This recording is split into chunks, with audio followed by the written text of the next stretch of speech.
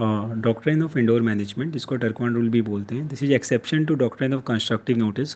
Constructive notice में ये था कि भाई बाहर वाले को कंपनी का article of association and memorandum of association का नॉलेज होना चाहिए, राइट, कि कोई एक्ट कंपनी का अल्ट्रा वायरस तो नहीं है ना। इंडोर मैनेजमेंट ये बोलता है कि कंपनी के अंदर में कोई इशू चल रहा है तो बाहर वाले को उसके बारे में कैसे पता होगा, तो उसके लिए अपने बाहर वाले को रिस्पॉन्सिबल हेल्ड नहीं कर सकते। और कंपनी का कोई इंटरनल मैनेजमेंट में इशू है, उसके चलते बाहर वाले का नुकसान हो रहा है, तो उसके लिए बाहर वाले को कंपनी को कंपनसेट करना पड़ेगा।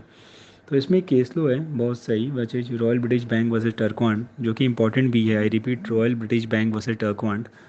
उसमें क्या था कि जो कंपनी का डायरेक्टर था उनको ये ऑथराइजेशन दिया होता आर्टिकल में कि वो लोग पैसा ले सकते हैं, मतलब बॉन्ड इशू कर सकता है, बॉन्ड पे पैसा लोन पे ले सकता है, लेकिन उसके लिए रेजोल्यूशन पास करना पड़ेगा। अब रेजोल्यूशन पास करना है general matter, right, general meeting में जो पास करना है।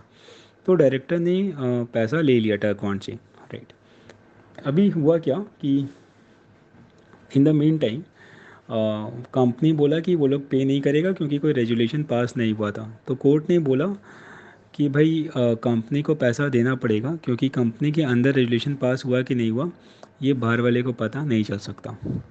अब इसका कुछ एक्सेप्शन भी है कि भाई जो बंदा डील कर रहा है कंपनी के साथ उसको कंपनी का मेमोरेंडम आर्टिकल्स का नॉलेज होना चाहिए, राइट। अगर कोई इरेगुलरिटी को लेकर सस्पिशियन है तो उस केस में रूल वैलिड नहीं है, फाइन। देन उसके बाद अगर कोई फ्रॉजरी है तो यहाँ पे रूल एप्लीकेबल नहीं है। हाँ, कंपनी के अंदर कुछ इरेगुलरिटी होना चाहिए, right, and there should be some ultra vires act या फिर some illegality, so these are the exception.